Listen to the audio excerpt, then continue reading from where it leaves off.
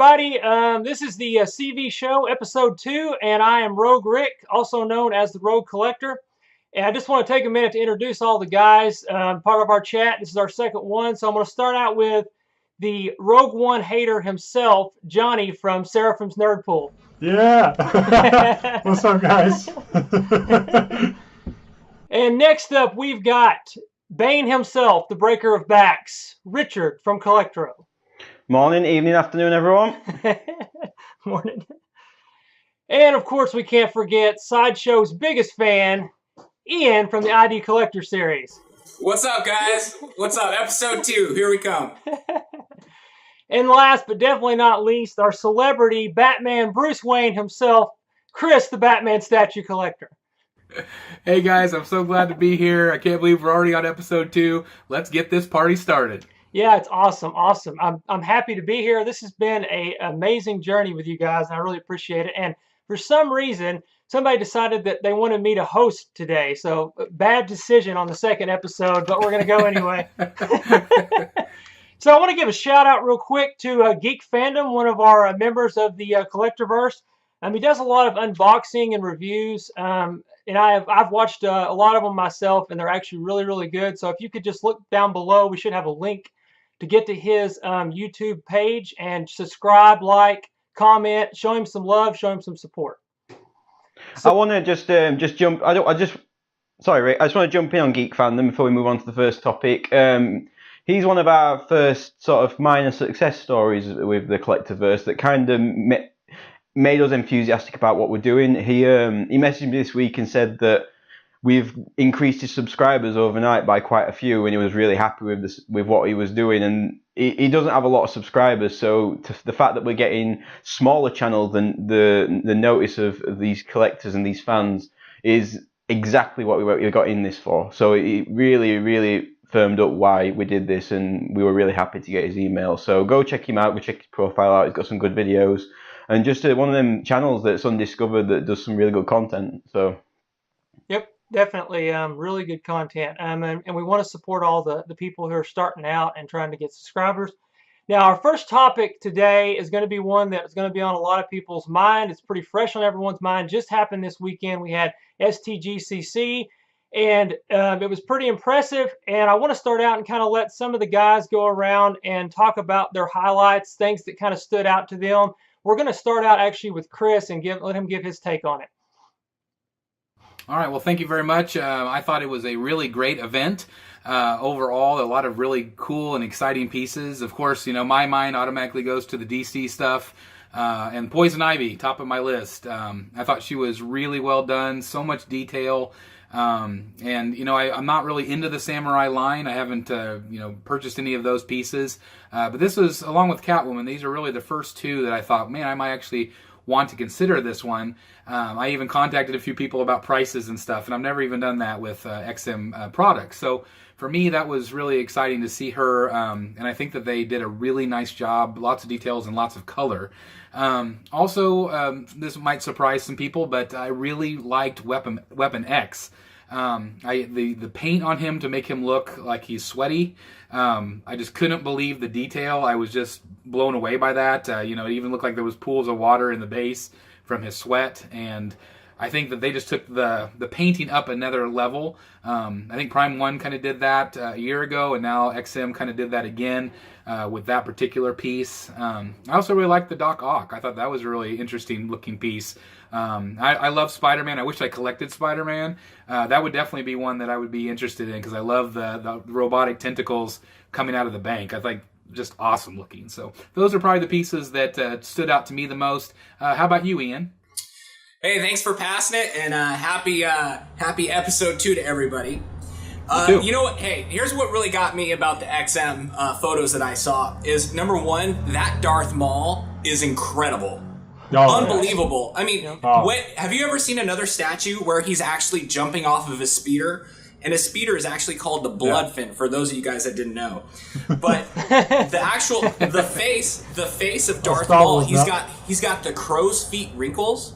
He's got the snarl around his mouth and his nose. He's got the dirty teeth. Unbelievable statue. I absolutely love it. But one more statue that when I saw, my heart dropped to the ground. And I don't think a lot of people are talking about it. And that is the Starscream statue. That thing looked amazing. The paint job, unbelievable. The off-white color, the golden cockpit that he has. It's just reminiscent of what I remember Transformers to be. Not the movie Transformers, but the actual cartoon. And if you notice, the representation of the robot is what I believe is he's holding Megatron in his right hand. If you look at that gun looks like Megatron. Unbelievable statue, and I'm really looking forward to seeing that in person. So, yeah, what do you think, Rick?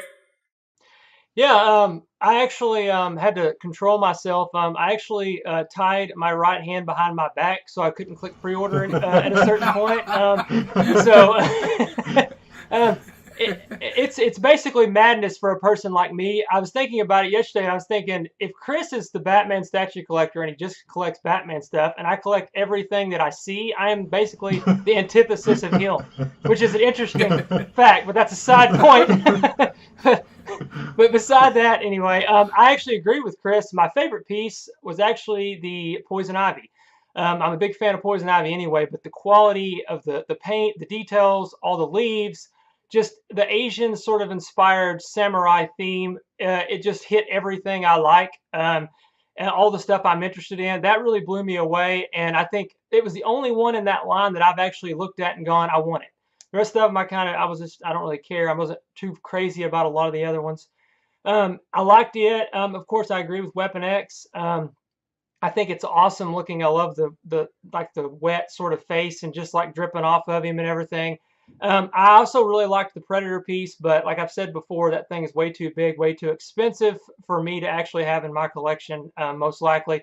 But I actually want to give another shout out to another company that everybody was talking about, XM, but there's another company, HMO, was really one of my favorite companies at the show. I really liked what they did with Morrigan. If it was licensed here in the U.S., I would probably be even more apt, but I know there's still ways to get it. But I liked it. I thought the overall statue, it just sort of, it was the character. They did a great job. She's very attractive, very good paint. I love the way she's posed, the bats, the skull base, all the detail. That was really amazing. And at first, I felt like that was the piece I was going to order from them. And then I started looking into their the Bounties of Bathos line, and I saw that Sorrow statue, and that thing just spoke to me, blew me away. And I every time I look at it, I want it more and more. It's something about the sort of science fiction kind of look to it, with her robotic arm, everything about it, the mask, the way they did her face. It is just, honestly, I was nerding out looking at that thing so much. I think I went to sleep last night with like a picture of it like right by my head. So I did that. So Oh my God. I'm really in love with it. So I think I'm going to probably day one get that one for sure. I think we need to get some self-help for Rick. I need an intervention. So if you guys know anybody, You need a straitjacket, man. somebody's going to have to stop me. It's crazy. I don't think they can. That's the thing. Now, that's the sad point. Is that I think there's no hope for me at this point. Like there's no way. Oh well. Hey, screw it. Cheers. Yeah, exactly. Who cares, man? I don't even care. I'm gonna pass it on to Richard. I think he's the next one on the list. Well, it was a busy weekend. It was a busy weekend. There was a lot of previews. I mean, I was working all weekend on the Collector first because Rad Titan just seemed to be putting out so much content. It was ridiculous, and fair play to those boys. They worked their socks off this weekend. I'm not even kidding. They were keeping me busy, tagging the videos, categorizing them. Also, we had over 800 photos uploaded to the STGCC page that we've got. So big shout out to anybody that contributed.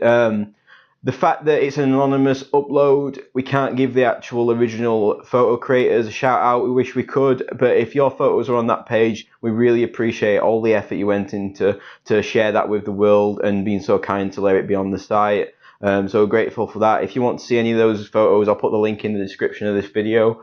As far as pieces that I liked, I think again, Weapon X stole the show for me. The actual, and XM have said they might remove this, and I hope they don't. But the actual water effect on his torso, on the body, is just ridiculous. It looks like he's just jumped out of an actual water tank. It is absolutely. Yeah, we need to leave that on. Yeah, I mean, it might be better in person. I'm not keen on the alternate head sculpt, the unmasked one. I'd prefer the actual masked one, if I'm honest. But the actual water effects, if you look at the glass that's broken around the edge, it's got water actually on it. Like, it's just ridiculous. The amount, it's better. It's better than I thought it was going to be. The second one, which is not painted yet, which Chris mentioned, is the Doc Ock. The bell and the fabric look like they're actually fabric. It is ridiculous. The level we've got to now, and especially XM with some of the pieces, the Scorpion was another. The fabric detail they can get now and the actual paint jobs on the fabric is ridiculous. The next one, which is it wasn't there, but it was the DC diorama. That diorama is absolutely insane. With Darkseid getting absolutely destroyed by the Justice League, you had Green Lantern with a sort of a chainsaw. You had Superman coming in with a punch. It was just insane. I know it's going to be an insane price, but whoever gets that, I think it even beats the Sentinel diorama, which I thought was amazing. I mean, the fact you actually have Darkseid's beams coming out of his eyes, and they sort of join up to the Flash's. Yeah, they look really good. The Flash's trail is ridiculous. And the last night one, which I think was the what the F of the show, and Rick doesn't like the paint job on this, but I think it's better in hand. I think it'll be better in hand, which is the Moon Knight. Yeah, probably. The Moon Knight was like, where did this come from? Because I've got a bit of knowledge of the character, but just looking at that, I was like, okay, where did you get this one? Did you pull this from down the back of the sofa or something? Because I didn't know this was. I knew it was in production, but I didn't know it'd be that good. So those were the ones that really stood out to me. I'm not going to go over the Poison Ivy again because it is ridiculous and it's been covered, but it was a great show. I mean, I have seen literally 800 photos because I have to approve every photo that gets uploaded. So I have been washed with STGCC coverage. I spoke to the Rad Titan boys a few times while they've been out there, and they're having an absolute ball. And it's been great to see everybody in such good spirits and all these people coming together to give everybody else in the world such great statues. So I appreciate everyone's effort. Jonny, what do you think? Richard, I just wanted to say, what kind of stuff do you keep behind your couch? Oh, well, not everything, but everything but dead bodies. I keep them in the walls. So. Oh. Sorry, Jonny, go ahead. Go on, John. Well, for me, I was a little bit disappointed because I was really looking forward to seeing the 1/6 scale DC pieces. They didn't show that at all. They said there was an issue with getting the licensing pushed through with Warner Brothers and DC, so they didn't show any of that at all. So that was a bit annoying.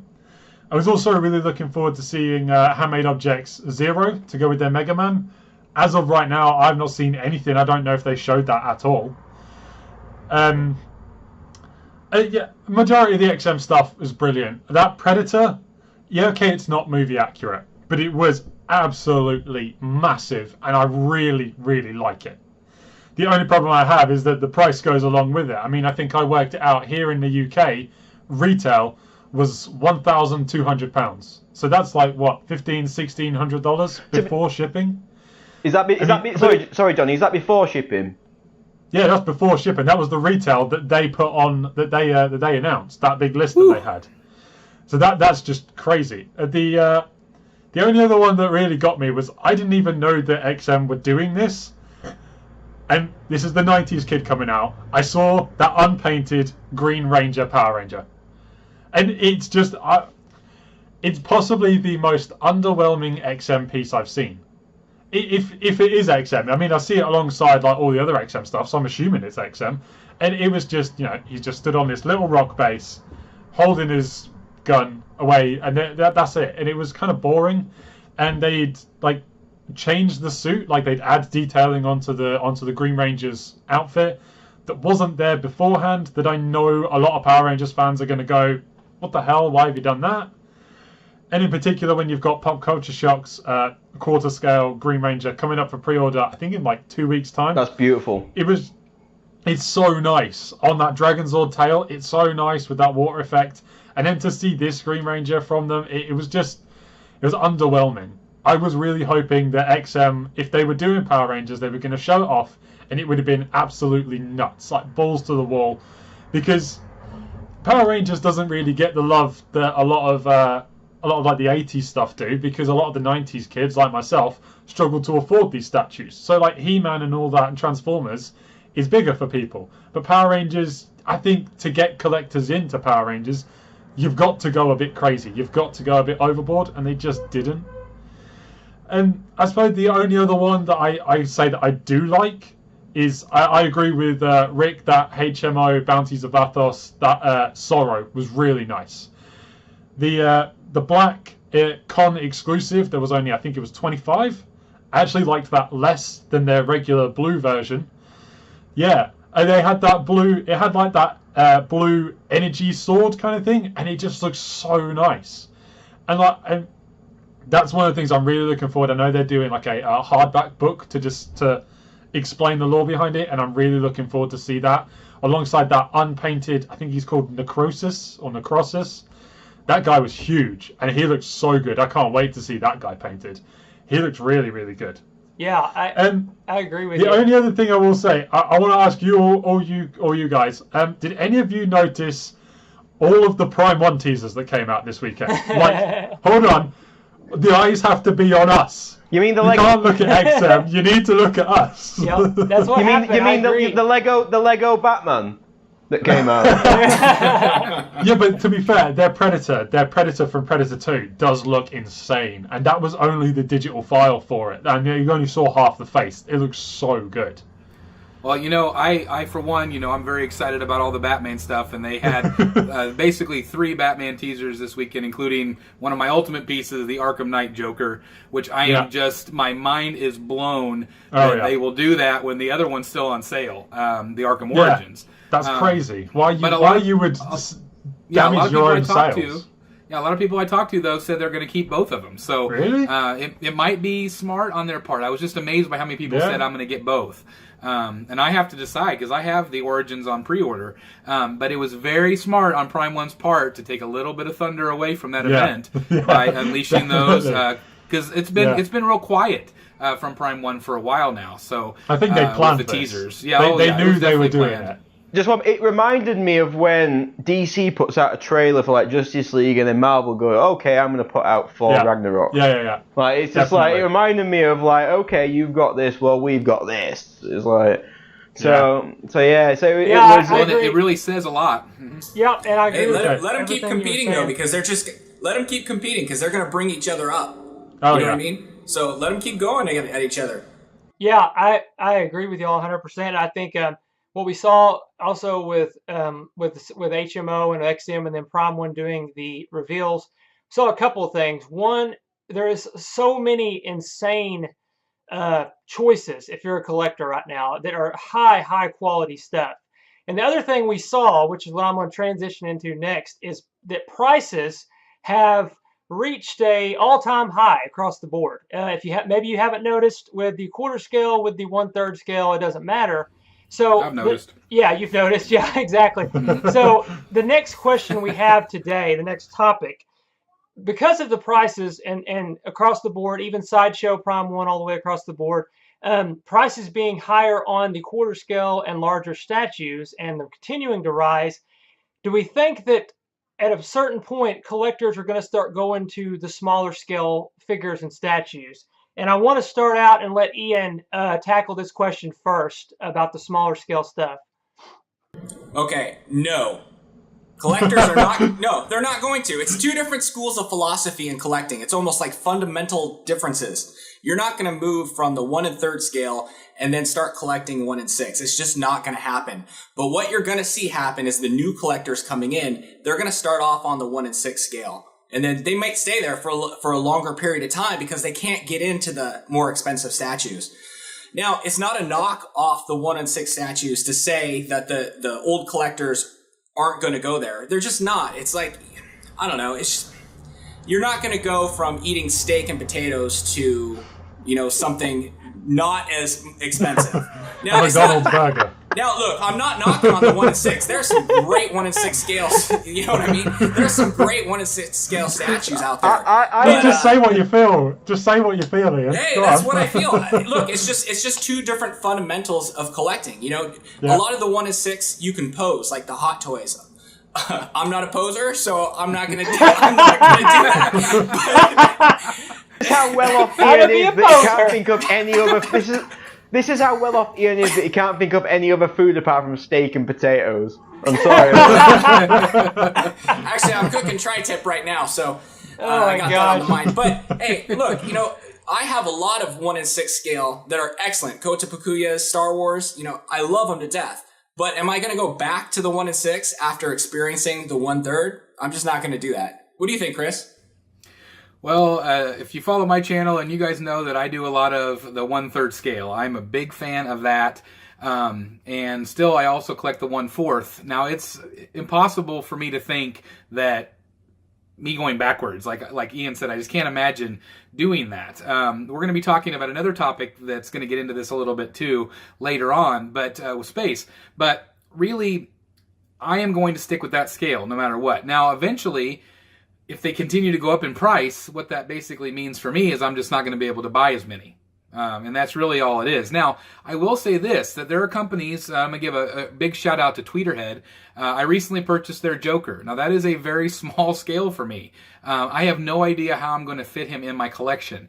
But it is a great option for those folks that don't want to spend that giant amount of money. You know, I think that Tweeterhead was still $300 or $400, whatever it was. So they're you know, eventually, even if you collect Hot Toys, 5 years from now, they might be going for $400 or $500. I don't know. You know, and that's insane to me. But you know, if prices keep going up, and we've talked about this over and over again, that bottom line, eventually people aren't going to be able to buy anymore. And I don't know if the statue companies will finally go back down. I don't see that happening either, because people keep buying because they're so worried they're going to miss out on something. So I think that it's a great option for the smaller scale for a lot of folks. But I know for me, I'm really interested in the bigger scale. So let's see what Rick has to say about this. I know he's got something to say. Yeah, I do, always. That's me. I actually have a variety of scales already, and it's hard for me to say that I would ever go to the smaller scale stuff. The problem is I think Ian is on to a little bit of something with what he said about the steak, even though he only knows one food in the entire world. But steak is my friend. I actually really like shrimp, so I'm gonna throw that one out there. But so surf and turf. Surf and turf, yeah, I like surf and turf. So we know where you guys are going to dinner. Yeah, exactly. And by the way, Ian and I, we have I think a steak date coming up sometime next year, hopefully. Yes, we do. Yeah, so we'll have to do that. But my treat, guys. Yeah, that's awesome. I appreciate that. But I actually have some Hot Toys right now. I have some 1/6 Polystone statues. I have 1/3. I have 1/4. I've even got 1/4 figures from NECA Toys. So you could say I've got a pretty good variety. And I got to admit, my favorite statue in my entire collection is my 1/3 scale statue.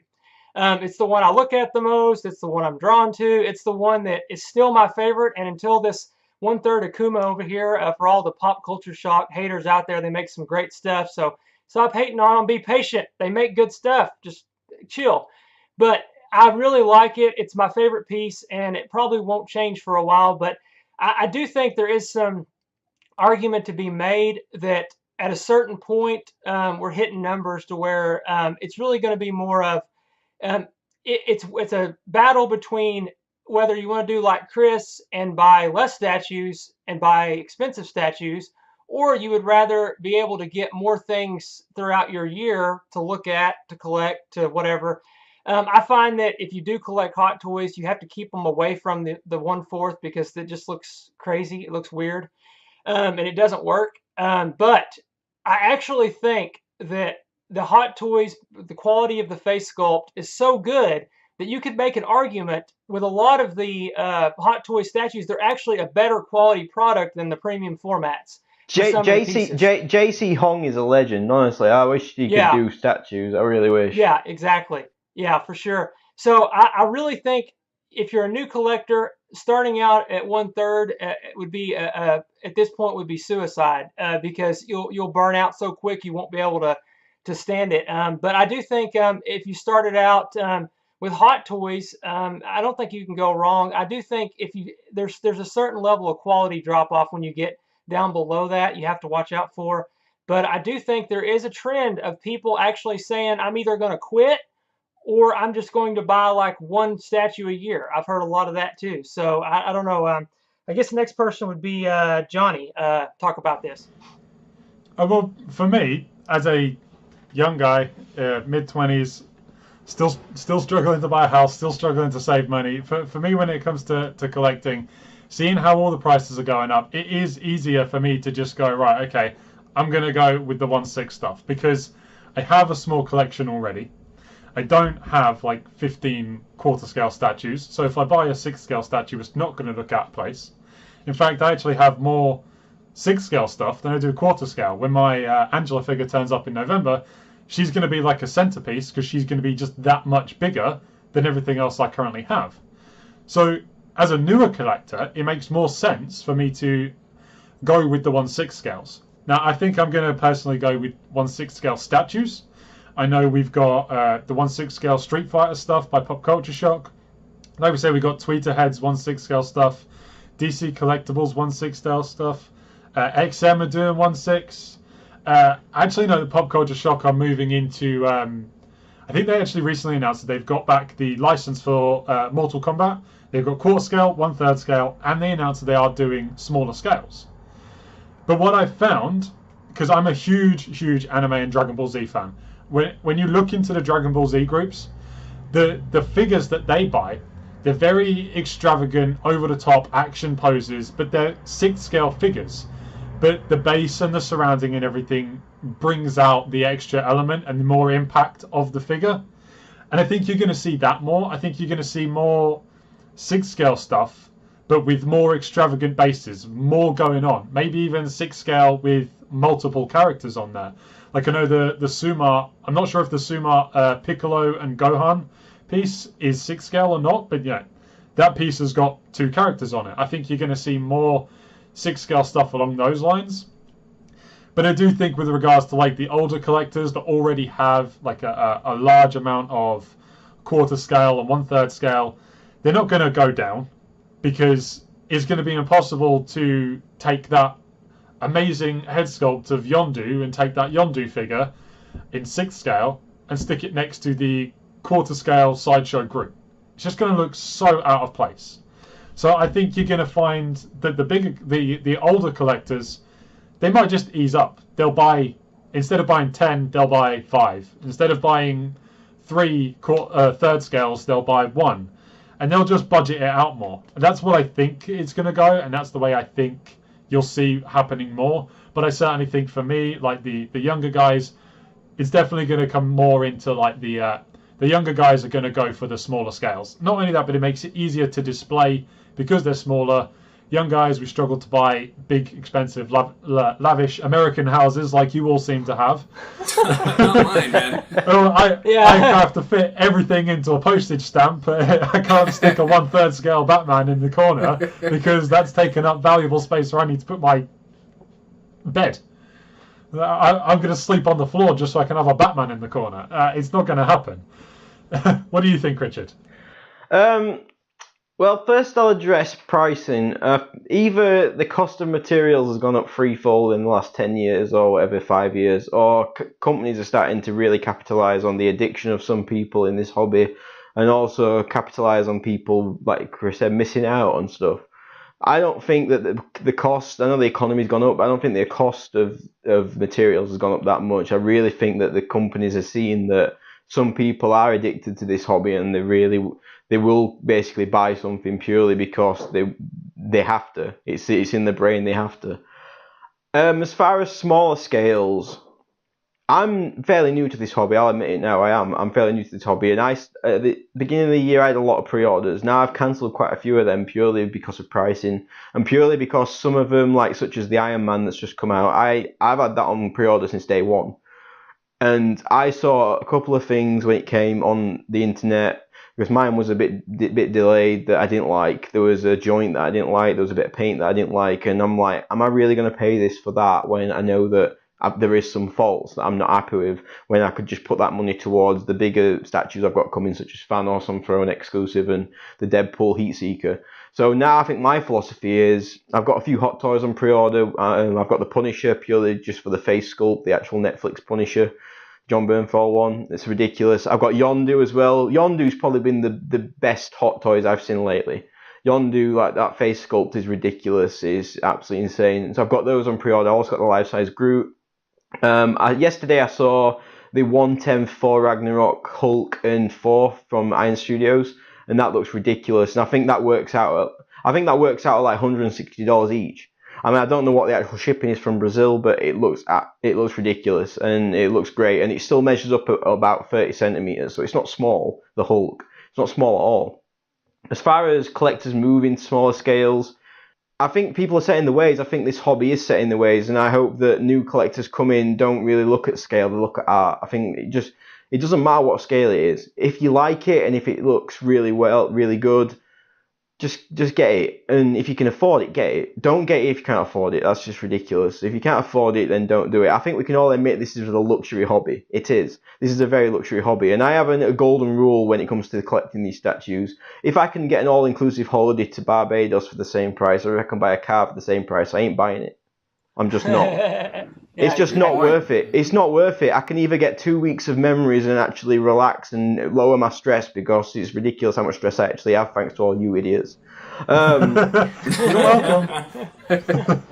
So you would not believe how much I have to rein these guys in for this chat. Rick's like, I don't want to wear pants. No, you're wearing pants, Rick. I'm sorry. No pants. No pants. No pants or no panties, Rick? Oh, Well, you know, it is the weekend. and they are OU panties too. So. Yes, they are. Boomer sooner, boomer sooner. Boomer sooner. Normally, my rule normally is I don't think any statue's worth over $1,000. I'm sorry, it isn't. I just don't think it is. I don't think a piece of resin or whatever is worth $1,000. When you think about how much $1,000 actually is and how much work you have to do to get that much money for normal people. So the only one I broke it with is Thanos on Throne, purely because Thanos is one of my favorite characters, and I thought I've got to have this. I basically got to have this, and that's the only time I've ever broke it. So, and I've already nearly paid him off. But I think that smaller scales coming in, I hope a lot of collectors embrace smaller scales, because I think that they have a place in this hobby, and I think that there is some great work out there. The other one I want to talk about again is the head sculpts with JC Hong. I think the Hot Toys, I don't know what the difference is between sculpting Hot Toys and sculpting statues. I'm not an expert, but there's got to be some way of Sideshow and that making better movie pieces, because their head sculpts sometimes are terrible. And that's not a knock on Sideshow. They do some great head sculpts as well for movie pieces, but sometimes they're just way off. Yeah. Can I just add that we actually can already see this transition changing. Some people are moving into the smaller scales, because I actually just watched yesterday statue reviews. Joe Prodzik from Statue Review. I think he just joined the Collectiverse, so welcome. He's getting a load of Star Wars stuff in Hot Toys. So I think it also becomes down to what you can actually get. I mean, a lot of the quarter scale Star Wars stuff just isn't very good, other than the villains. But the heroes, and like I say, the face sculpts on Rey and on Luke, and the droids K2. He bought K2.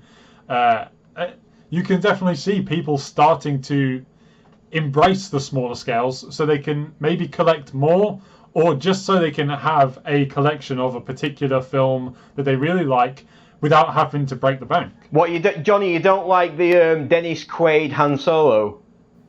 Actually, to be fair, I honestly think that that head sculpt is better than some of the Hot Toys ones I've seen. Actually, if you look at the, I think Sideshow did a Han Solo, and their head sculpt on their statue compared to their 6 scale Han Solo is actually better.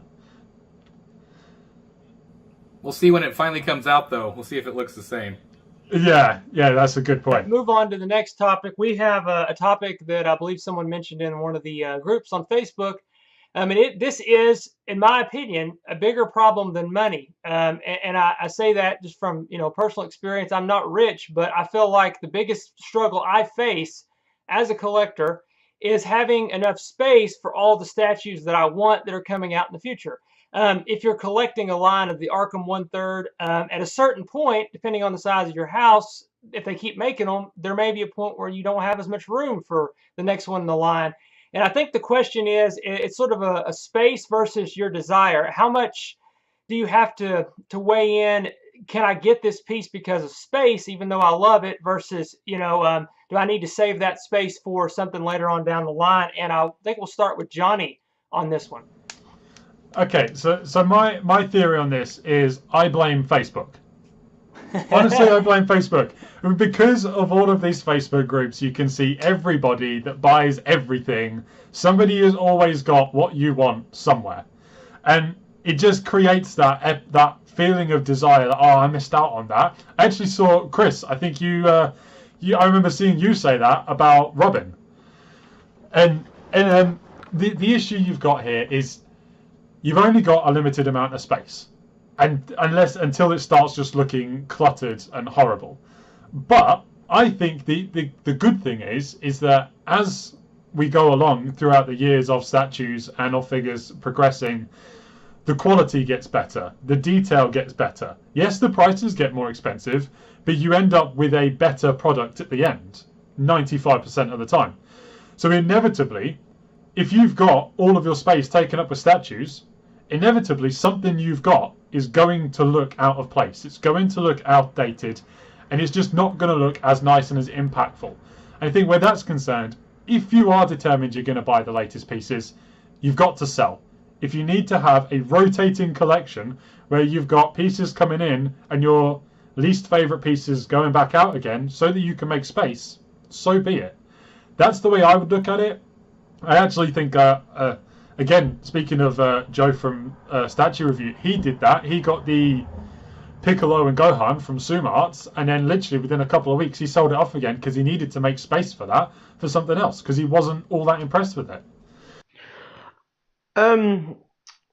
I've seen a few people on Facebook groups and stuff, and there's a few people out in Singapore and out in Hong Kong and that just have lockups full of statues and full of hot toys and stuff in boxes, and it breaks my heart. It honestly does, because I see this as art, and as much as I respect what they do, and that's up to them, they can do whatever they want with the statues, they can throw it off a balcony for all I care, they've paid for it.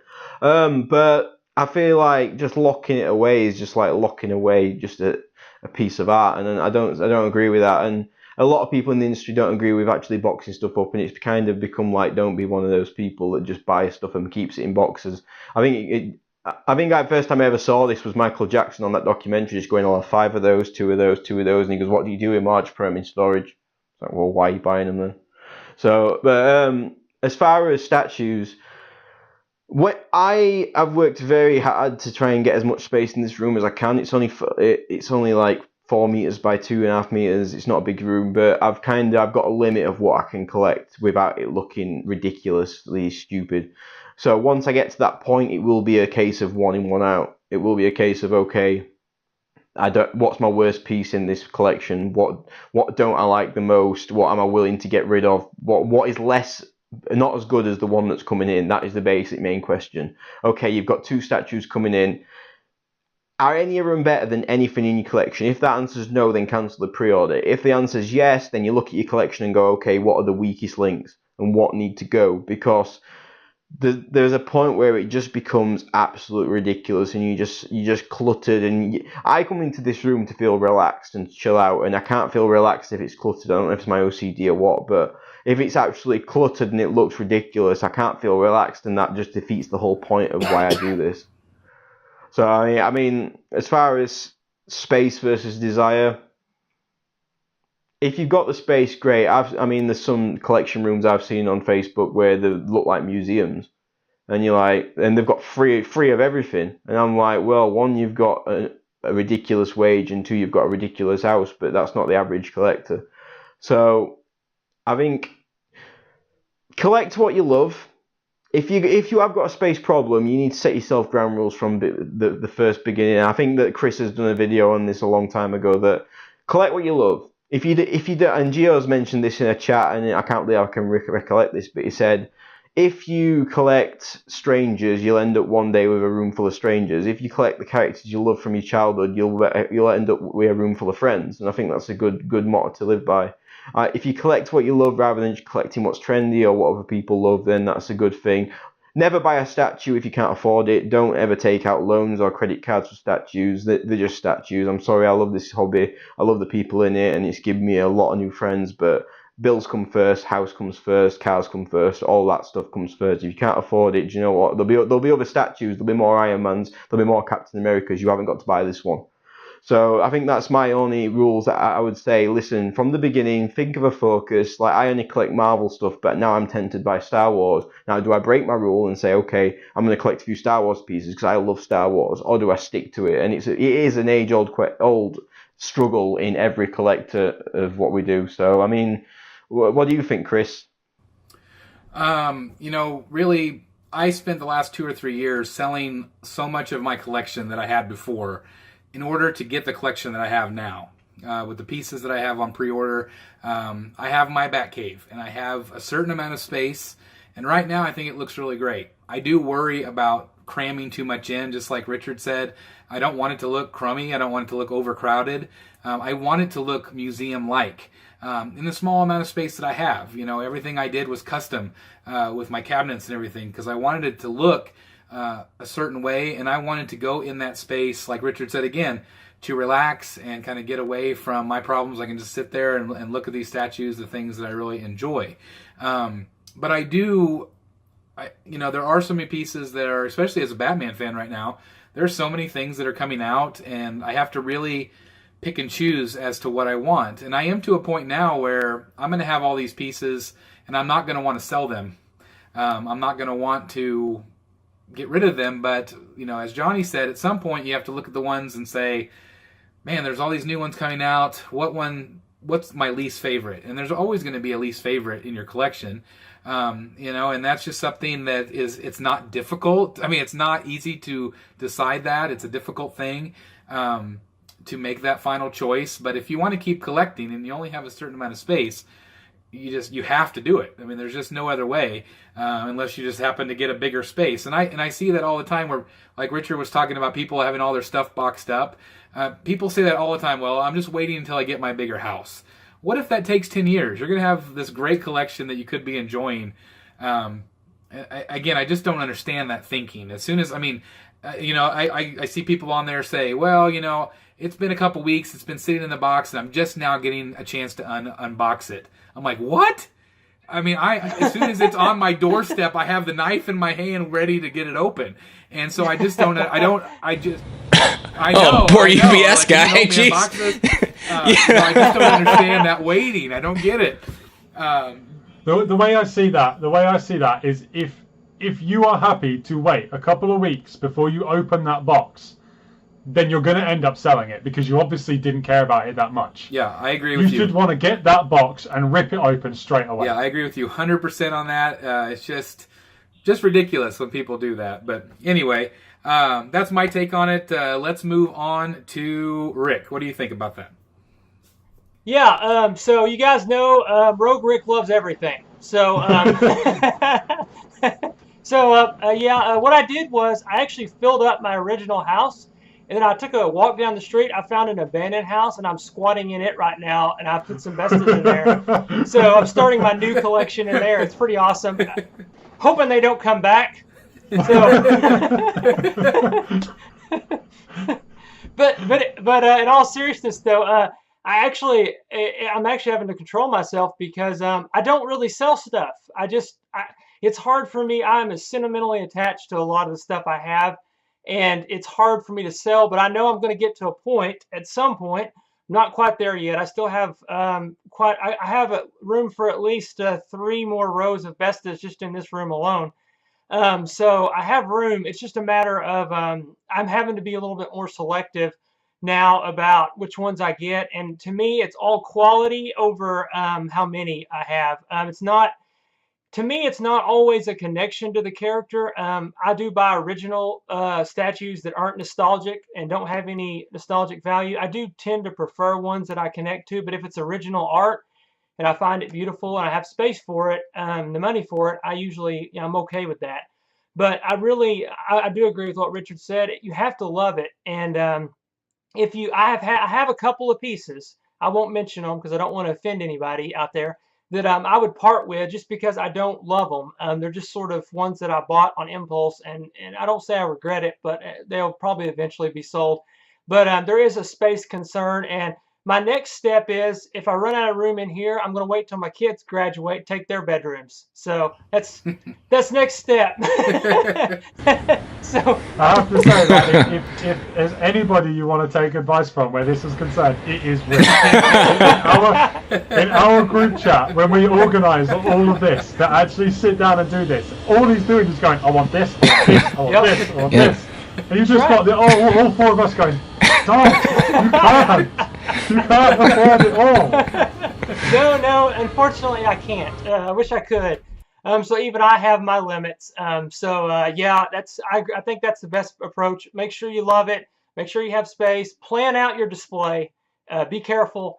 Don't just pre-order everything that comes up. Don't be me. But I think we'll pass it on to Ian. I think he's the last one. Don't be like Rick, children, if you're watching. All right? That is not the guy you want to be like. Don't be Rick. No. Do what Rick says, not what he does. That's the disclaimer Exactly. in every episode. Don't be like Rick. You've got a video feed of me. So I've actually categorised it as pre-order disorder. I love it. But he's dubbed himself pre-order Rick. He's gonna have so many damn that's right. nicknames. We're not gonna know what to do with them all. He's gonna need to get another house just for his nicknames. But okay, so hey, it's the age-old question, right? Or it's the age-old problem with collecting. As your desire grows, your space dwindles, right? I mean, it's just we got to deal with it. Unfortunately for myself right now, I don't really talk too much about my own collection too much because it is in storage right now. I'm actually waiting to get my new house in June, but at least I have a deadline to know when I'm getting that new house. So yeah, going to the storage, it breaks my heart every time I go there, and just to think that I have to pay this bill to hold all my collectibles, it sucks. Like, it really does. So hey, but how do you deal with this? How do you get over the space and your dilemma of wanting more stuff? And I think that you got to find an easy way to sell stuff and to trade stuff, unless it's in your top 5. If it's in your top 5 of your collection, you're not going to get rid of it. But anything over that, if you have more than 5 pieces and you don't like those pieces as much as your top 5 and you really want something else, you know what? Trade them. Get rid of the ones that are not in your top 5, and you never know, those new pieces might become part of your top 5, and you could rotate them. You know what I mean? It's just tough because there's really nothing you can do. I mean, there's nothing except for if you want to move your collection into parts of the house that you don't really want a collection. My wife would probably chop my what's off if I moved some of my collection into the living room. Or I mean, all you see really when I do these videos is either you see my nasty ass garage or you see this wall behind me. It's pretty much all I have right now. But man, it's tough. It's like, what are you going to do? You're not going to do anything. You can go get another job. You can't necessarily go get another house. You know what I mean? So Cool. yeah, I actually Too have much- two statues in my living room right now. So yeah. My wife is, I think she's got a limit on how long she's going to allow those to stay there. Trust me on this one. Trust me, you guys, listen to this. Do not put them in the living room. If your wife gets, Hey, all of mine were already well, in if the your living wife room. or your spouse gets mad at you, those statues might disappear. I'm just saying. At least I could, anyways, long story. Never mind. Hey, I'm quite lucky. My partner collects them alongside me. She wants the First Figures Majora's Mask. Oh, nice. So she's a huge Awesome. she's a huge Zelda fan. So she's not as much as into it as I am, but she's perfectly happy, and she wants. Well, that's because she's got you, Johnny. That's why she's happy. Yeah, see, she don't said you. You're the best looking stat. You're supposed to agree, guys. You're supposed to agree. Let's move on to the last topic anyway. Yeah, let's get the last topic out of the way. We're gonna Oh wow. we're gonna get this last topic started, and we're gonna start with Chris. But I'm going to ask the question real quick. The question is about our favorite collectible displays. Exactly how we customize them, what they are, how we display them, kind of our preferred method, maybe some tips for people who are starting out displays for the first time. Chris, could you give us a little advice about that? Yeah, actually, if you go to collectiverse.com, there's actually a video I already did on this topic, so you could take a look at that. Basically, I'll just kind of paraphrase it, but basically, I had all these statues, and there was nothing. I live in central Kansas, and so there's just not any place. I didn't have an IKEA or any place like that I could just go and buy Bestas and things that everybody else seemed to have. Plus, I was really worried about the weight of all the statues, and so what I ended up doing is getting garage shelving that you can find at your local hardware place like Lowe's or Menards, or I don't know what they have all overseas, but basically they're just heavy duty metal shelving with like wood planks. They're meant to withhold, each shelf's meant to hold like 300 or 400 pounds. And so I knew that I could fit a lot of statues on there without it breaking. And then I wrapped mine in wood, basically. And again, there's a video that shows you exactly how I did it. It's really easy to do. And it's actually funny, since I've done that video, I have seen a ton of collectors start using those metal shelving units. And they look good, especially if you try to dress them up a little bit. But again, you can fit a lot of them on there. And again, I don't worry about it breaking through glass like a lot of these horror stories. They're not going to go anywhere. They're protected. You can even add plexiglass if you want to the fronts of them or whatever, and add LED lighting, which is what I added to mine. But there's lots of options. That's just one option. But again, it was a great solution for the space that I had. Let's move on to Richard. What do you do? I'm an IKEA guy. I have a big IKEA close to me. I think my advice to anyone starting out who wants to think about what do I display, how do I display it, think about what you've got available, and also spend a lot of time planning. I spend so much time planning my room, and okay, I've got 4 meters by 2.5 meters, I've got a little alcove, what can I fit in here without it looking stupid? So I'm a design guy, so I had Illustrator to work with, so I could actually put the actual measurements in, put the measurements of the furniture that I wanted, and basically work out how much I could fit in. So I went with Bestas in the end, and you can't see it, but I've actually got a 192 by 60 Besta there in centimeters, a 192 by 60 there, 2 there, and then I've got a Detolf there, and then behind me I've got 2 120 by 60. And there's another one going there, and they're all propped up by the 380 by 600 ones, the smaller ones underneath. Because the problem with Bestas, I find, is that the bottom cabinets, you tend to lose the statue. So I had enough height in my ceiling to actually prop them up. Now, once you've got your Bestas, the problem is that the original doors of the Bestas that you could get, that Alex from Rad Titan has and other people have, the ones without the trim where you could actually see the entire statue, they don't make anymore. You can get them in Germany, but you can't actually get them in the UK or the US.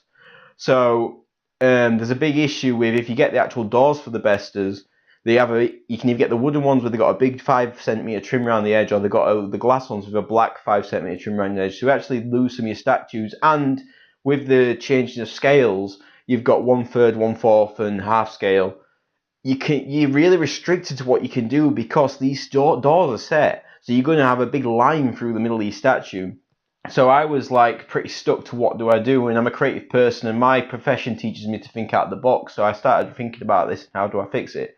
So in the end I went with, and this was a bit of an inspiration from Immortalizing Stone. I'll give those boys a shout out. Lou actually said on that one episode that wouldn't it be great if we had one big sheet of glass. And as much as I would love to go big glass, I've got a 2-year-old, it would be a nightmare. So I went and I basically got one big sheet of 192 by 600 millimeter plexiglass, and it's 3 millimeters thick. And it's not as heavy as you'd think, and I got that. And I thought, okay, now how am I going to attach it to this Besta, this big Besta thing? And I thought I could get hinges and I could drill, but if you ever tried to drill acrylic, it's a nightmare. So in the end, I went with magnetic strips, which I've never seen done, and I put up a bit of a thing on Statue Forum once about it, and everyone was like, "Whoa!"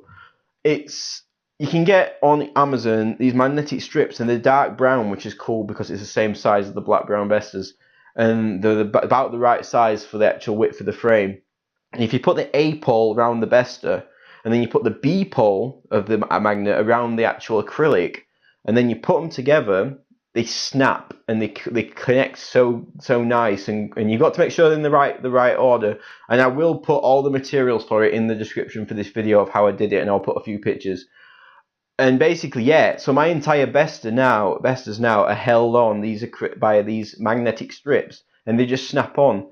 Now, when I did this, I did put some self-adhesive tape underneath the ones that are on the Besta, purely because you're only as strong as your weakest point. And I thought, well, it's going to pull the magnet away, because they are self-adhesive, but this acrylic sheet is pretty heavy still. So I put some self-adhesive tape around the edge, and that held it on pretty well. And then the second problem I had is that because the acrylic is see-through, you could see the splodges of the glue on the self-adhesive magnetic strip that was stuck to the acrylic.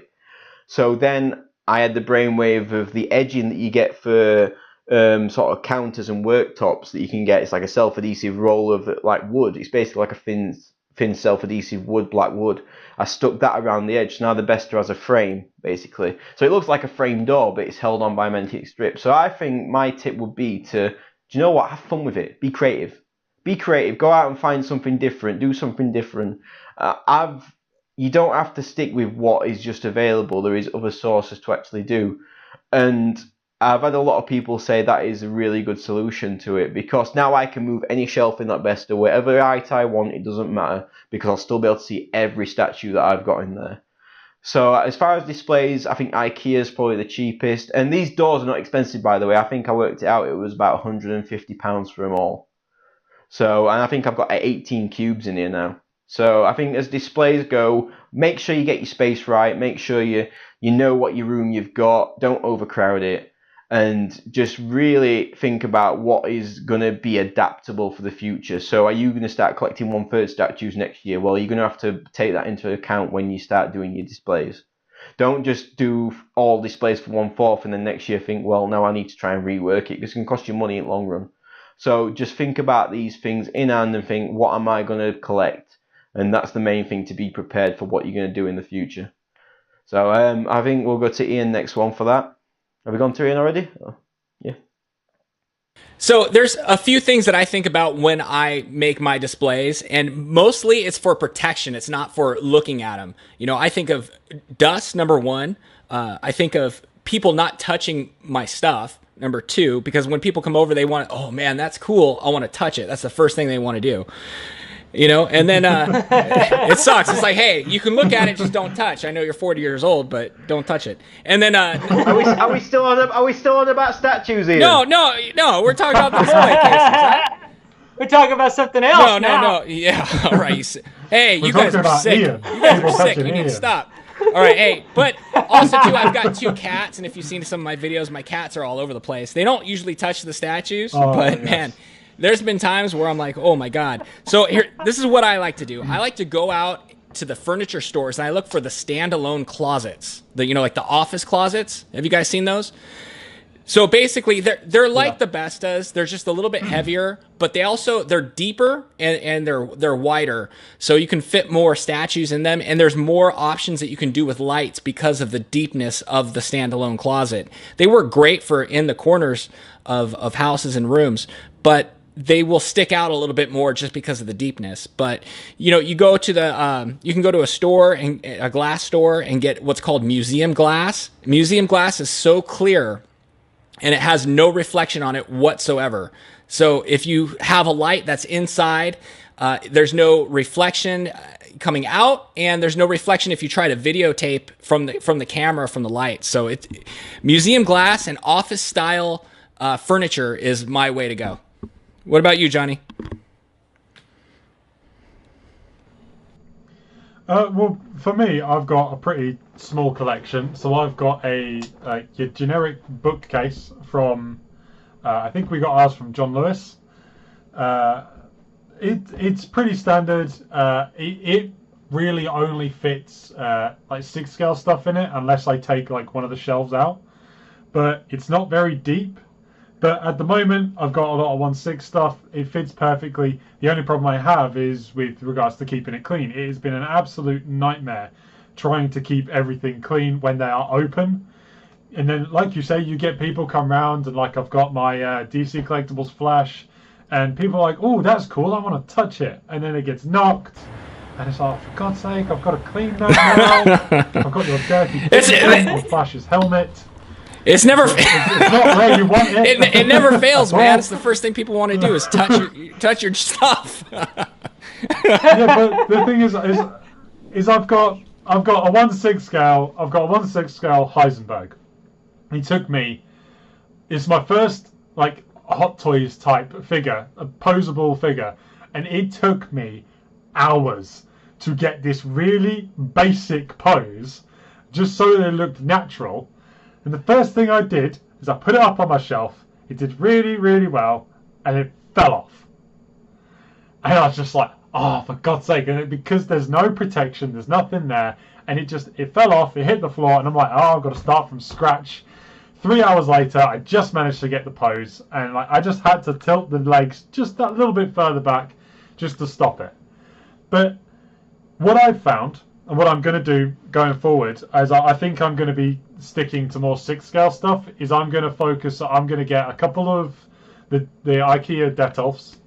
I'm going to secure the shelves, because I don't want any of these horror stories of the brackets falling and the glass shattering. And I've seen a lot of people, they put like film on the back.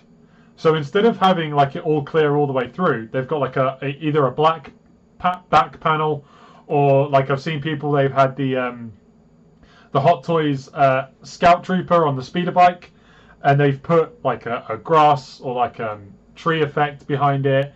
You know, they put like they proper make like this little diorama. And I think I love it when I see this, where people make more out of the figures they've got. They've added like a bit of artificial grass, and they've added a little bit of pieces here just to help bring something else to it. And when I see that, and I see the creativeness that a lot of, particularly where like the 1/6 scale stuff comes in, it blows my mind to see that. And it's definitely where I will be going in the future. I'll definitely be trying to make sort of like the dioramas and stuff. But with regards to like statues, if I ever get round to getting big stuff, like big 3rd scale or half scale maybe, I'm a handy guy. I'm a mechanic for a living. So, I know what I'm doing when it comes to power tools and measuring and taping stuff. And I'm just going to build my own. You hear so many horror stories about, you see people going, I want this figure, but is it going to fit in a Besta? Well, if you build it yourself, it's going to fit in whatever it is you build it. You get the dimensions, you build your own. They're really not that difficult. You go down to your local hardware store, you buy some wood, you buy some glue, you buy some nails, job done. Okay, you're going to have to spend a little bit of time making it look nicer, more presentable, but it's not out of the realms of possibility for most collectors to be able to just make their own cabinets. And like Richard said, how easy it is to just buy a sheet of plexiglass and bolt it on or tape it on, or using the magnetic strips like he said. It's so easy to be able to just display and cover and keep everything occupied and keep it all clean, put lights in. It's so easy to do nowadays. And I see a lot in particular with the 1/3 scale, where people are buying like the IKEA PAX units, and they have to put metal support bars underneath the shelves because they just weigh that much. And like the me, I was going to get a PAX, and but then I saw the support issue which you have with the shelves. Yeah. So I again thought out of the box. And has anyone ever thought about turning a PAX on its side and laying it down? If you lay a PAX down, you can use the shelves as dividers for your actual statues, and then you've got the thick edge of the PAX as the support, and then you can put another one on top, and then you've got double thick edge of the PAX as the support. So basically, so laying down, perfect for 1/3 scale. Yeah, stuff. So because then you've got your 236 centimeters width, split that into 4, and you've got 75 centimeters or 100 centimeters height. And then you can basically just slot them in. So yeah, you will have about 10 centimeters of the bottom of the PAX on the end, but if that's not going to bother you, that's not a problem. But I found that you could just lay them on the side. it will support it perfectly, and then you just put another one on top and they will fit 1/3 or 1/2 scale. So do you know what, this is what I was saying about be creative. Don't think of something as how it needs to be displayed. Have a bit of fun with it and think, can I do something different, and can I turn this sideways? Because that is simple, but it will work. Absolutely. Hey, these displays, it's artwork itself. You know? Yeah. So go on, Rick. Basically, yeah, you're taking something that you've already got and basically turning it into something better. So what I started out with when I started collecting basically the premium formats, which is the first thing that I really collected, went with the Besta because that's what everybody pretty much talked about. I had the exact same problem with the doors. I actually bought a couple of the doors with the trim around them, and I hate them.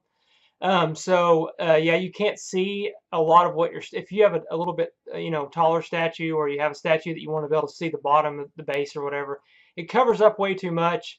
So, at this time, I don't have any doors on the front of my Besta cubes. They're kind of open. Eventually, if I can ever do something different, like you were talking about with the glass.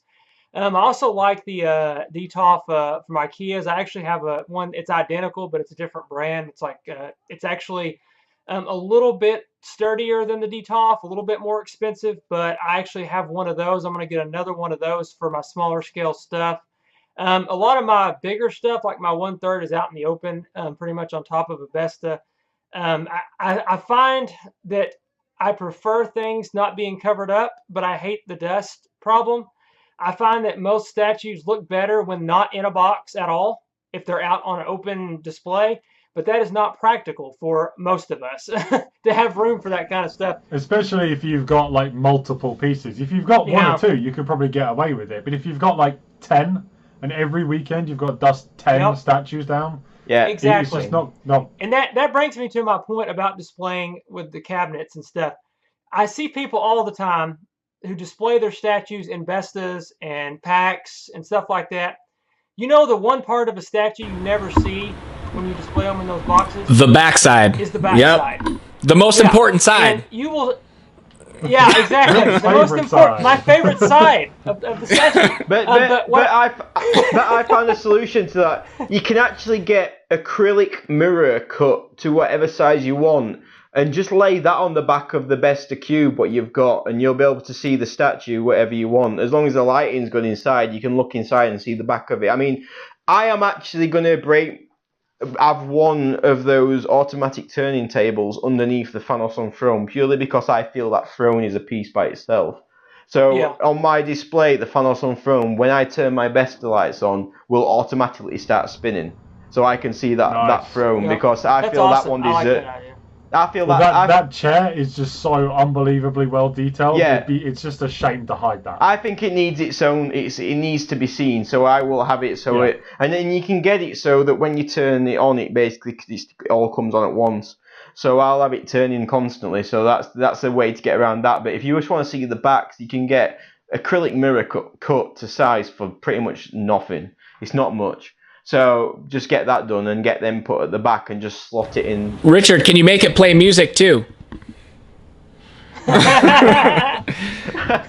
Music That's box. It. A music.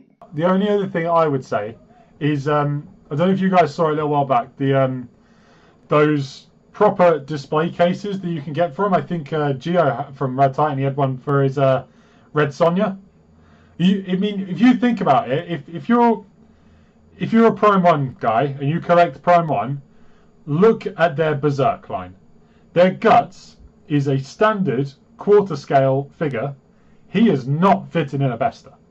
His sword is massive. The base is huge. He is not fitting in a Besta. So you're going to have him out, or you're going to have to get like a PAX or something like that. You've got to find another way. If you've got the money, go for one of these custom display cases. It's not, the dimensions. They're not cheap though, Johnny. Honestly, they're not cheap. I looked into it when I was thinking about getting Wonder Woman on horse before they told me it cost the world, and I was like, well, I imagine it's probably just as much as Wonder Woman on a horse. Yeah, it was. It was literally about. It was about £600 to get a display case to fit in a 1/3, and I was like, no, I'm not paying that for same as a statue just to get a display case. I'm sorry, but. But people can get creative. I mean, that you can make your own. If you can buy sheets of plexiglass, you can. It might take you a little bit of time to work it out, and you might have to scrap a couple of pieces of plexiglass to do it. But make your own. I think in this hobby we spend more time and money on the statues than we do the actual displays, and I think we're all pretty much guilty of that. I think you'll go out and spend $22,000 on a statue when you'll spend $100 on a display, and that's just how it is. And I think I've still got to finish mine off, and all mine's still packed up because I've still got to finish this room off. But I'm having to now spend my money on new equipment to keep you guys bloody going on this channel and all this crap. So I'm now having to move my budget across to new computing software and actual broadcasting software so we can do this live eventually. But yeah, I think you should spend as much time on your displays as you should your statues, but that's never going to happen in this hobby because there's always statues. Even if it's purely just to protect them. Yes. Because they are so expensive. It's more about keeping them protected and safe than it is being able to show them off. Yes. Yeah, okay, you want to show them off, but make sure that they're not going to get damaged, they're not going to fall off anything, that whatever you put them on isn't going to break and shatter, like that horrible picture that no doubt everybody has seen with that the Ghost Rider, where it just destroyed the XM Ghost Rider. It like sat on top of all of these just smashed out XM pieces. You don't want that. You invest the time and invest the money into a decent display case. If you're investing that money into the statues, it shouldn't be that difficult for you to invest a similar amount in keeping them. No, yeah, and No, I'm saying Sideshow. I know used to sell the display cases, those acrylic cases. What happened to those? What? Yeah, but they were only for like. Yeah, why did they stop selling those? I think it wasn't theirs. It was from another company. I think the other. I'm telling you, this collecting hobby really needs somebody to step up and start a business of just display cases. That'd be awesome. Yeah, but affordable ones. Sorry, I think I've spent about £700 on this room, and I've not even finished it yet. I'm not even kidding. I think I think I spent £700 just at IKEA in one go, and the boxes turned up, and it was like Fort Knox in my living room. Because I bought like four tall Bestas, and I bought the bottom bits, and then I bought a TV unit, and then it was ridiculous, and it's like I could have bought a statue for that, but for one statue I got an entire room of furniture. So maybe you should just pull back on one piece and say, okay, this month I'm going to invest in my room and I'm going to make this better, and I'll forget about that piece because there will always be another company makes that piece again. So again, like we touched on before, think about your priorities, and there's no point having statues if you can't display them properly. There's no point having a Deadpool sat in the middle of your living room on the floor, is there? So exactly, you don't want to be having them in storage because you've got nowhere to actually put them because you're worried that it's going to break because it's such a heavy piece. Yep.